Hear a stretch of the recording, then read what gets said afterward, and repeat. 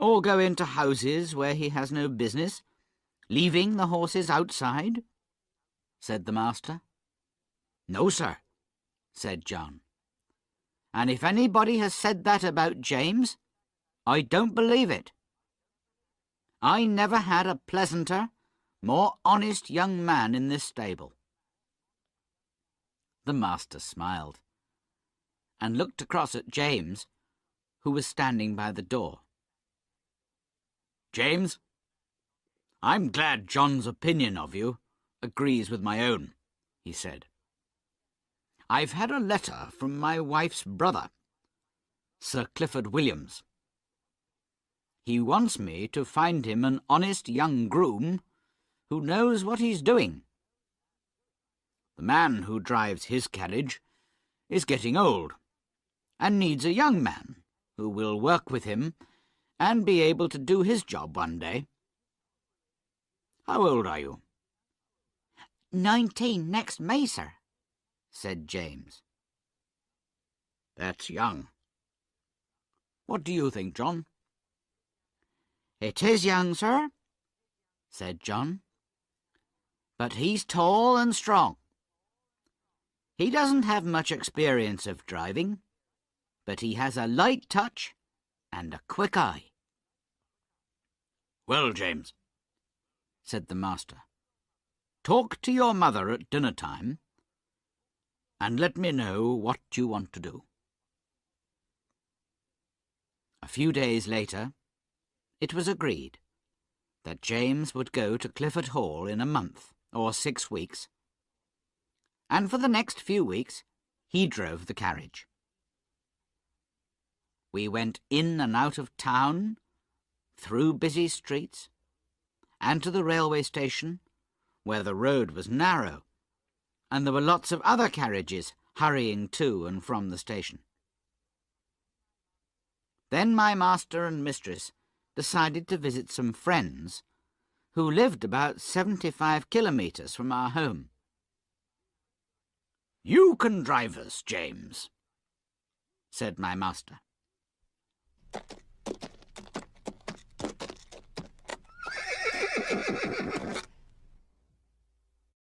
Chapter 6. The Fire. The first day we travelled about 50 kilometres, but James drove carefully and made sure that Ginger and I were always on the smoothest part of the road. It was evening when we reached the hotel where we were going to stay that night. It was in the marketplace, and 2 stablemen came out to us. The chief stableman was a pleasant old man, and he led me into a long stable with 6 or 8 stalls in it, and 2 or 3 horses. The younger man brought in Ginger, and James watched while we were groomed. "I thought I was quick," James told the old stableman, "but you're quicker than anyone." "I've worked with horses since I was 12 years old, and I can tell you it's good to be able to work with a well-behaved, well-cared-for animal like this," said the stableman, patting my neck. "Who is your master?" "Mr. Gordon of Birtwick Park," said James. "I've heard of him," said the stableman. "He's a good judge of horses, and the best rider in this part of the country." "He doesn't ride very often now," said James. "Not since the poor young master was killed." "I read about that in the newspaper," said the stableman. "A fine horse was killed too, wasn't it?" "Yes, an excellent horse," said James. "He was the brother of this one, and just like him." "Terrible," said the old man. "It was a bad place to jump, wasn't it?" A man's life and a horse's life are worth more than a hare, or they should be. Later that evening, the younger stableman brought in another horse, and a young man with a pipe in his mouth came into the stable to talk to him. "Towler, go up and get some hay, and put it down for this horse, will you?" said the stableman. "But put down your pipe first." "All right," said the other man, and went up a ladder and through a little door. I heard him step across the floor over my head and push down some hay through a hole in the roof into the new horse's feeding place. James came in to look at us before he went to bed, and then the door was locked. I don't know how long I slept, or what time it was when I woke up, but the air seemed thick, and I heard Ginger and another horse moving about worriedly. It was quite dark, and I could see nothing. The stable was full of smoke, and it was almost impossible to breathe. The smoke seemed to come from the little door above me, and I could hear a strange noise up there.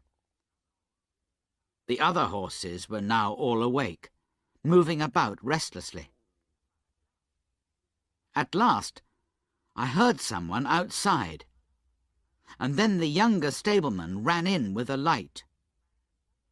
He began to untie the horses and tried to lead them out.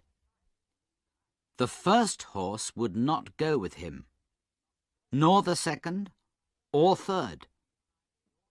He tried to pull me out, but he was so frightened himself that he frightened me, and I would not move. The noise above was louder now, and there was a shout of "Fire!" outside. The old stableman came in quietly and quickly, and got one horse out, then another. By now, the flames were coming down through the roof, and the noise was terrible. Then I heard James's voice, quiet and friendly as it always was. "Come on, Beauty," he said. "We'll soon get you out of this smoke." He took off his scarf and tied it over my eyes, then led me out, patting me all the time. He took the scarf off, then shouted, "Take this horse, somebody, while I go back for the other." Windows in the hotel were open, and people were shouting. I watched the stable door, where the smoke came out thicker than ever. Then I heard one voice above all the others, and recognized it as my master's. "James Howard! James Howard! Are you there?" There was no answer, only the crash of something falling in the stable. But the next moment, I saw James coming through the smoke, leading Ginger with him. "My brave boy," said the master. "Are you hurt?" James shook his head, unable to speak because of the smoke. Suddenly, I heard the sound of wheels and galloping horses. "It's the fire engine!" shouted someone. 2 horses ran past me, pulling the heavy fire engine. The fireman jumped out, and we went quickly into the wide, quiet marketplace, out of their way. The master led us to a large hotel on the other side, where a stableman came to take us in. Then the master hurried off to find his wife. The next morning he came to see how we were and to speak to James. I did not hear much, but James looked very happy, and the master looked proud of him. How did the fire start? Someone said they saw Dick Towler go into the stable smoking a pipe, but that when Dick came out he didn't have it. The young stableman said that he asked Dick to go up the ladder to put down some hay, but also told him to put down his pipe first. Dick said that he did this, but nobody believed him. James said the roof and floor had all fallen in, and only the black walls were standing. The 2 poor horses, who could not get out, were buried under the fallen roof.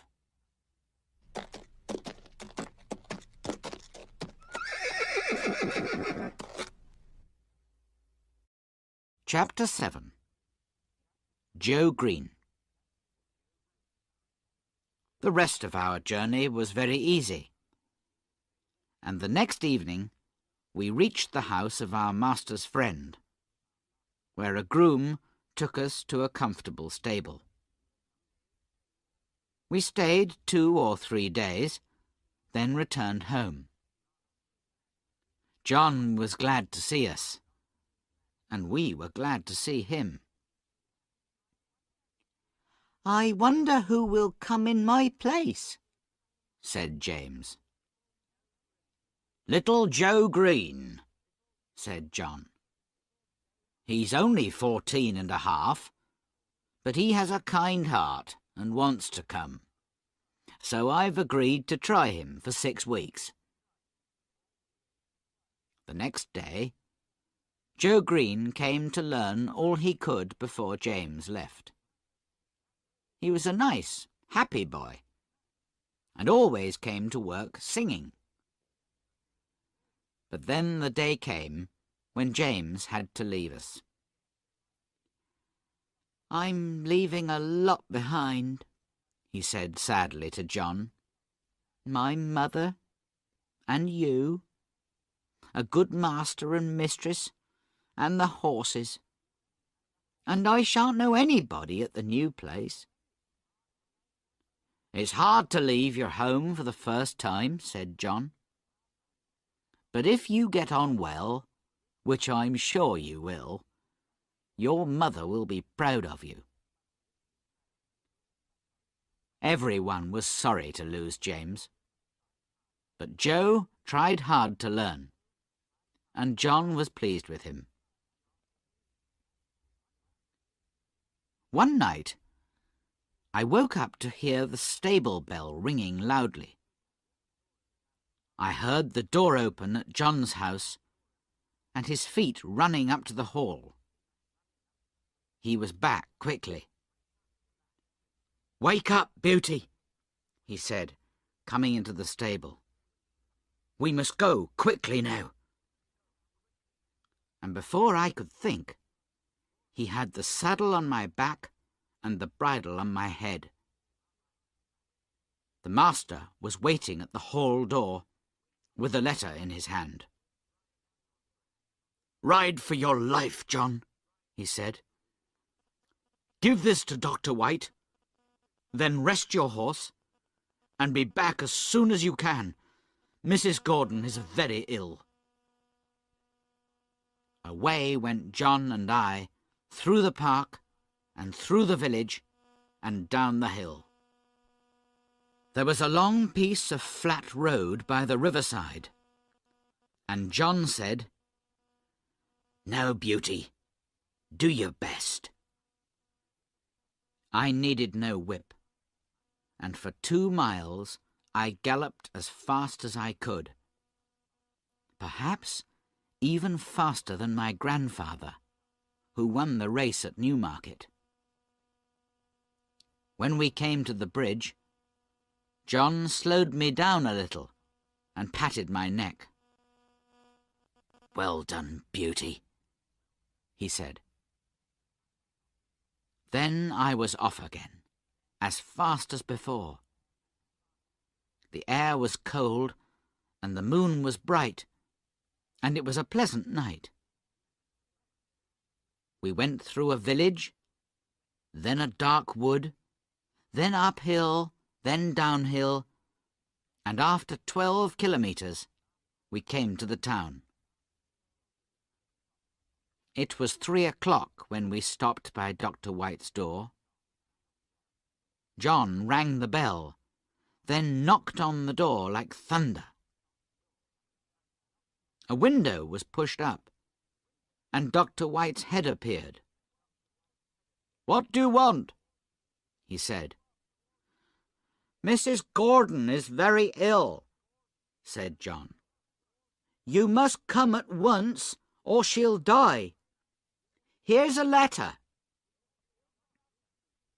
The doctor was soon at the door. "My horse has been out all day and is exhausted. Can I take yours?" "My master told me to rest him," said John. "But take him if you think it's best, sir." "I'll soon be ready," said the doctor. John stood by me and patted my neck. I was very hot. Then the doctor came out with his riding whip. "You won't need that, sir," said John. "Black Beauty will go until he drops." The doctor was a heavier man than John, and not so good a rider, but I did my very best. Joe was waiting at the gate, and the master was at the hall door. He did not say a word. The doctor went into the house with him, and Joe led me to the stable. My legs were shaking, and there was not a dry hair on my body. The water ran down my legs, and I was hot all over. Poor Joe! He was young and knew very little. He did the best he could, cleaning my legs and my chest, but he did not put a warm cloth on me. He thought I was so hot that I would not like it. He gave me some cold water to drink. Then he gave me some food and went away. Soon I began to shake and tremble with cold, and I ached all over. I wished John was there, but he had 12 kilometres to walk, so I tried to sleep. After a long time, I heard John at the door.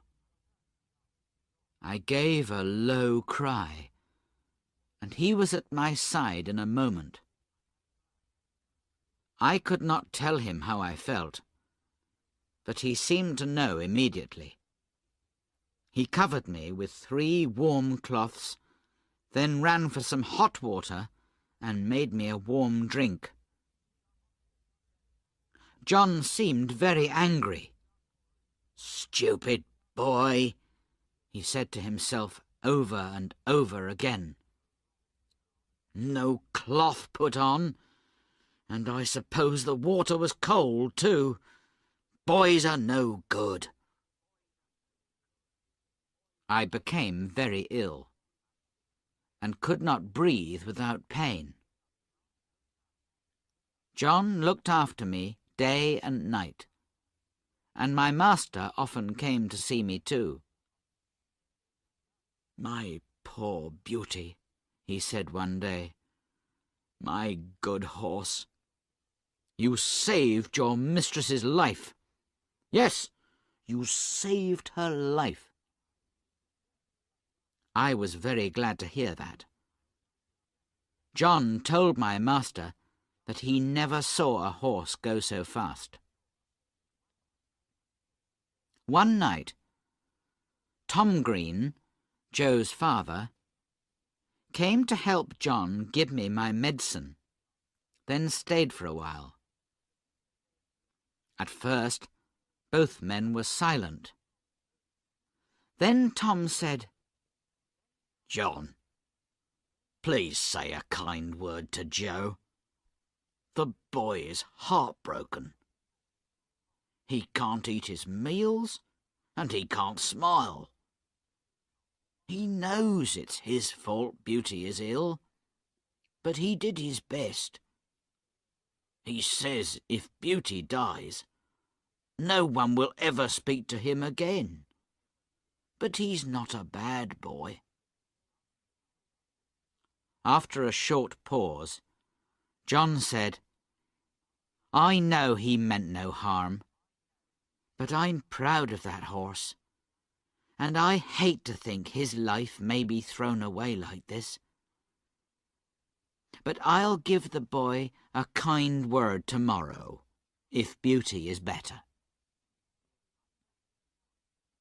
I heard no more of this conversation, as the medicine did well, and sent me to sleep, and in the morning I felt much better. Joe learned quickly after this, and was so careful that John began to give him many things to do. One day, John was out, and the master wanted a letter taken immediately to a gentleman's house about 5 kilometres away. He told Joe to saddle me and take it. The letter was delivered, and we were returning through a field where we saw a cart full of bricks. They were so heavy that the wheels of the cart were half buried in the soft ground, and the horses could not move the cart at all. The man leading the horses was shouting and whipping them without stopping. "Don't whip the horses like that," Joe shouted at him.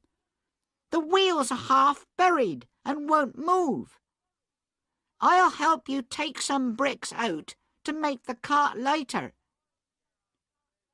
"Mind your own business," said the man angrily. He was in a terrible temper, and more than half drunk.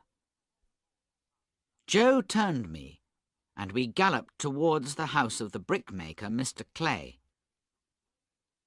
Joe knocked on the door. The door opened. "Hello, young man," began Mr. Clay. "There's a man in your field whipping 2 horses to death," Joe told him, his voice shaking with anger. "I told him to stop, but he wouldn't.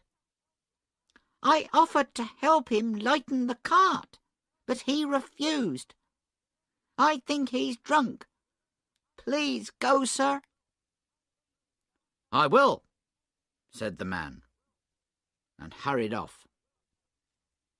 When we got home, Joe told John all about it.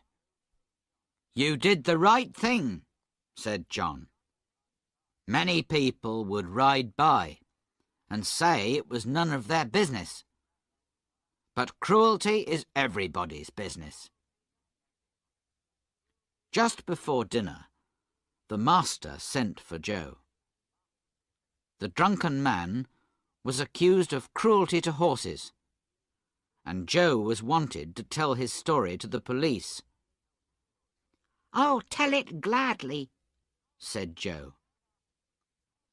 We heard afterwards that the poor horses were so exhausted and so badly beaten that the man might have to go to prison. Joe came across and gave me a friendly pat. "We won't allow cruelty, will we, old friend?" he said. And he seemed to have grown up suddenly.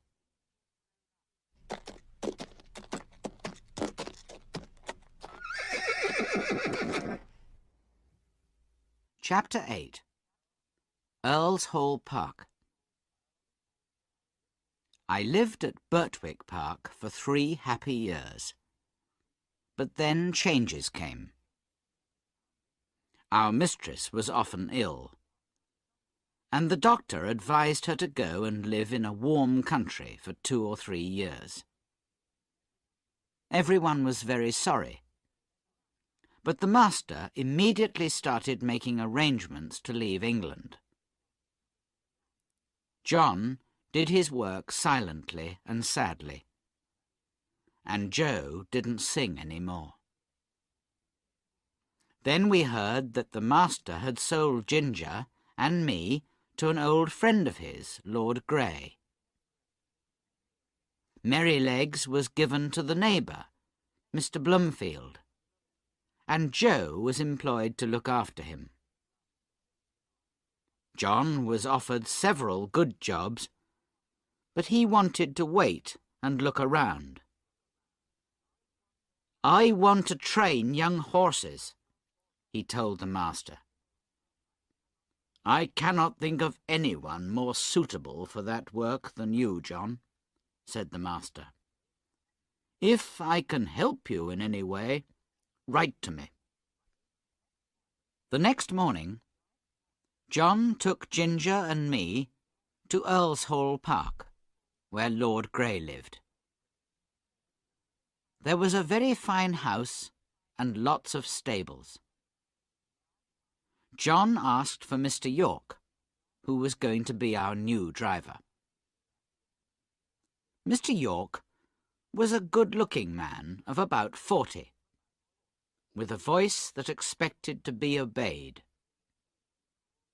He called a groom to take us to our boxes, then invited John to have a drink with him. We were taken to a pleasant stable and put in boxes next to one another. Then we were groomed and fed. Half an hour later, John and Mr. York came to see us.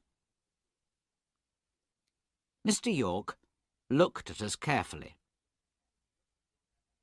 "Is there anything you want to mention about them, Mr. Manley?" he said.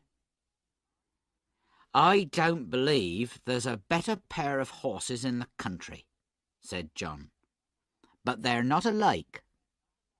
The black one has the most perfect temper I've ever known.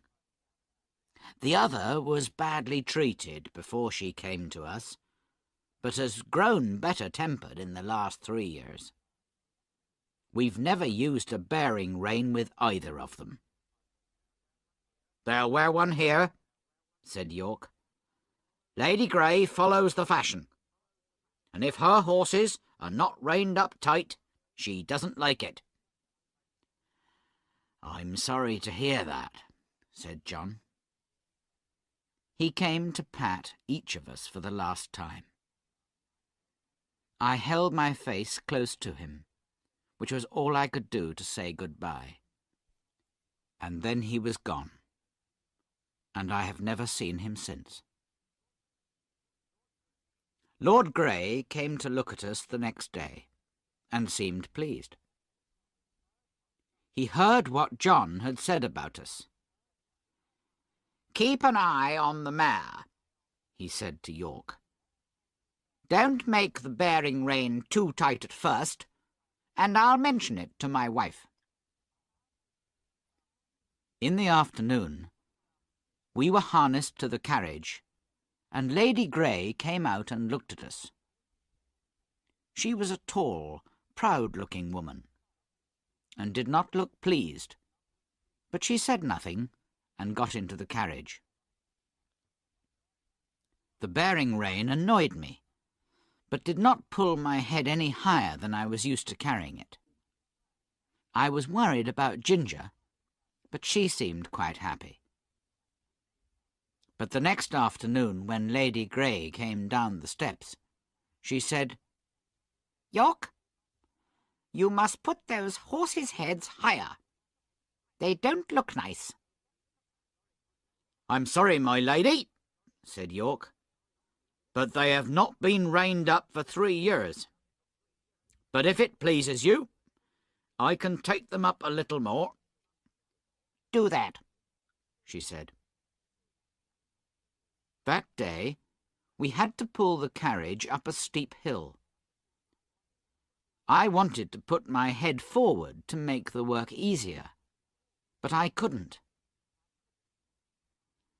"Now you can see what it's like," said Ginger when we came back. "If it doesn't get any worse, I shall say nothing, but I won't have the rein pulled up tight." Each day, the bearing reins were shortened a little more. Then one day, Lady Grey came out later than usual and said, "York, when will you get those horses' heads up? Pull them up at once, and let's have no arguing." York came to me first, and made the rein very tight. Then he went to Ginger. But the moment he took off the rein in order to shorten it, she stood up on her back legs. York and the groom could not control her. She kicked herself out of the carriage and fell down, kicking me on the leg as she went. York sat on her head to keep her still and shouted, "Let the black horse out! Undo the carriage! Cut the harness!" The groom cut me out of the harness and hurried me back to my box, then ran back to York. I was angry, and my leg hurt, and I felt that I wanted to kick the first person who came near me. Soon after, Ginger was led in by 2 grooms. York was with her, and came to look at me. "I knew those bearing reins would cause trouble," he said to himself. He saw where I had been kicked, and washed the place gently with hot water to help the pain. Lord Grey was angry when he heard what had happened. He blamed York for taking orders from the mistress, and York said that he would take orders only from Lord Grey himself from now on. But things went on the same as before, except that Ginger was never put into the carriage again. I pulled it with a horse called Max, who was used to the tight rein. But those 4 months pulling Lady Grey's carriage were terrible. The sharp bit cut into my tongue and mouth. The rein hurt my neck and made it difficult to breathe, and I felt tired and very miserable. In the spring, Lord Grey and some of his family went up to London and took York with them. 2 daughters remained at the Hall. Lady Harriet never went out in the carriage, and Lady Anne preferred riding on horseback with her brother or cousins. She chose me for her horse, and I enjoyed these rides, sometimes with Ginger, sometimes with Lizzie, a horse liked by the young gentleman. There was a gentleman called Blantyre staying at the Hall, who always rode Lizzie, and was so pleased with her that Lady Anne wanted to try her. "I don't advise it," said Blantyre. "She's too easily frightened for a lady to ride." "My dear cousin," said Lady Anne, laughing, "I've been riding horses since I was a baby, and have followed the hounds many times. Now help me up." So Blantyre helped her into the saddle, then climbed on me. Just as we were moving off, Lady Harriet asked for a message to be taken to Dr. Ashley in the village. The village was about 2 kilometres away, and the doctor's house was the last one in it. Blantyre got off to open the gate for Lady Anne, but she said, "I'll wait here for you." He went off, and we waited. There was a field with an open gate on the opposite side of the road, and at that moment some young horses came trotting out. They were wild and excited, and there was a boy behind them waving a large whip. Suddenly, one of the young horses ran across the road and banged into Lizzie's back legs. She gave a violent kick, nearly unseating Lady Anne, and immediately galloped away at full speed. I gave a loud neigh for help, and made a noise with my feet, until Mr. Blantyre came running out of the doctor's house. He saw Lizzie and Lady Anne, now far away down the road, and quickly jumped into the saddle, and we raced after them. For about 2 kilometres, the road was straight. Then it turned to the right, before becoming 2 roads. Long before we came to the bend, Lady Anne was out of sight. Which way had she gone? A woman was in her garden, looking up the road. "Which way?" shouted Blantyre. "To the right," cried the woman. Away we went, up the right-hand road. We saw her for a moment. Then she was gone again round another bend. Several times we saw her, but lost her again. Then we came to some rough land, very uneven and full of holes in the ground, the worst possible place for galloping. On this open ground, we could now see Lady Anne clearly, her long hair flying out behind her in the wind, and slowly we began to catch up. There was a wide ditch ahead, and I was sure it would stop them. But without a pause, Lizzie jumped it and fell. I cleared the ditch and landed safely. Lady Anne was lying on the ground, not moving. Blantyre jumped down beside her and called her name, but there was no reply. Her face was white, and her eyes were closed. "Annie, dear Annie, do speak," he cried. There were 2 men cutting grass close by, and they saw Lizzie galloping away without a rider, and came across. "Can you ride?" Blantyre asked one of them. "I'm not a good horseman, sir," he said, "but I'll do my best." "Ride this horse to the doctor's, and ask him to come immediately. Then go on to the hall," said Blantyre. "Tell them all you know, and ask them to send a carriage." The man climbed into my saddle, and we galloped off. I tried not to shake him about too much, and he soon discovered that he needed no whip.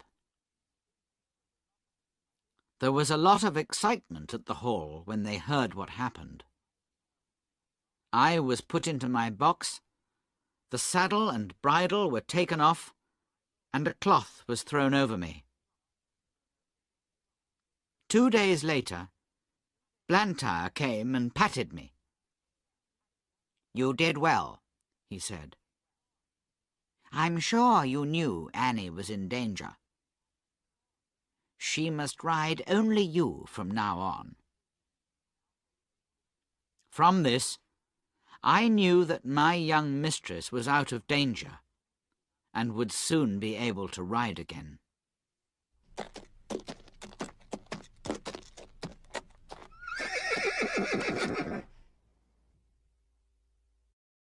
Chapter 9. The Accident and New Masters. A man called Reuben Smith looked after us while York was in London. He was gentle and clever with horses, and an excellent driver. But he had one fault. He sometimes drank too much. For weeks or months he was all right. But then, without warning, he would begin to drink heavily and behave badly. But he was a useful man, so York had kept quiet about Smith's drinking, saying nothing to Lord Grey. Then one night Smith drove some ladies and gentlemen home from a party, and was so drunk that he could not hold the reins. York could not hide this, and Lord Grey told Smith to leave. However, some time later, York spoke again to Lord Grey, who was very kind-hearted, and he took Reuben Smith back. Smith promised never to get drunk again, and kept his promise, and because of this he was told to look after the stables while York was away. One day the carriage needed some repairs, so it was arranged that Smith would take it to town, leave it at the carriage-maker's, and then ride me back again. Mr. Blantyre wanted to go to the station, so he went with us. At the station, Mr. Blantyre gave Smith some money and said, "Take care of Lady Anne, Reuben, and don't let anyone else except her ride Black Beauty." We left the carriage at the maker's, and Smith all go into houses where he has no business, leaving the horses outside?" said the master. "No, sir," said John. "And if anybody has said that about James, I don't believe it. I never had a pleasanter, more honest young man in this stable." The master smiled, and looked across at James, who was standing by the door. "James, I'm glad John's opinion of you agrees with my own," he said. "I've had a letter from my wife's brother, Sir Clifford Williams. He wants me to find him an honest young groom who knows what he's doing. The man who drives his carriage is getting old, and needs a young man who will work with him and be able to do his job one day. How old are you?" 19. Master and mistress decided to visit some friends who lived about 75 kilometres from our home. "You can drive us, James," said my master.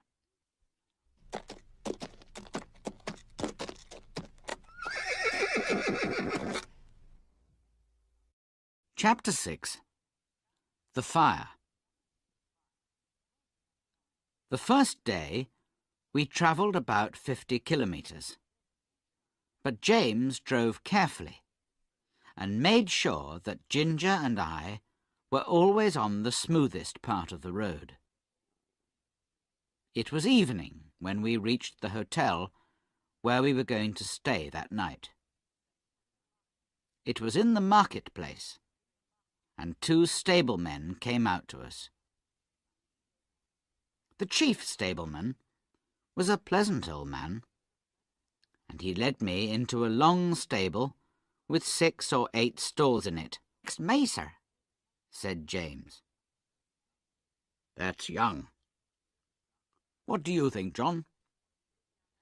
"It is young, sir," said John, "but he's tall and strong.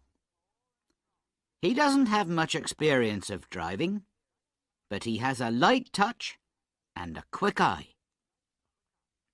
Well, James, said the master, talk to your mother at dinner time and let me know what you want to do.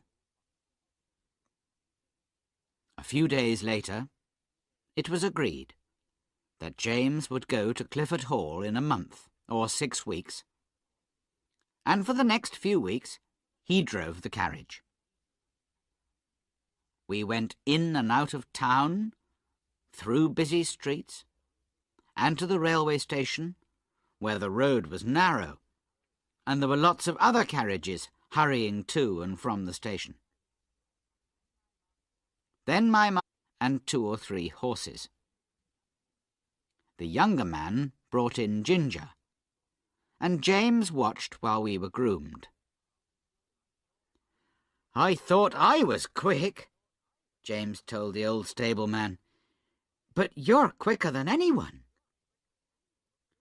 "I've worked with horses since I was 12 years old, and I can tell you it's good to be able to work with a well-behaved, well-cared-for animal like this," said the stableman, patting my neck. "Who is your master?" "Mr. Gordon of Birtwick Park," said James. "I've heard of him," said the stableman. "He's a good judge of horses, and the best rider in this part of the country." "He doesn't ride very often now," said James. "Not since the poor young master was killed." "I read about that in the newspaper," said the stableman. "A fine horse was killed too, wasn't it?" "Yes, an excellent horse," said James. "He was the brother of this one, and just like him." "Terrible," said the old man. "It was a bad place to jump, wasn't it? A man's life and a horse's life are worth more than a hair, or they should be." Later that evening, the younger stableman brought in another horse, and a young man with a pipe in his mouth came into the stable to talk to him. "Towler, go up and get some hay, and put it down for this horse, will you?" said the stableman. "But put down your pipe first."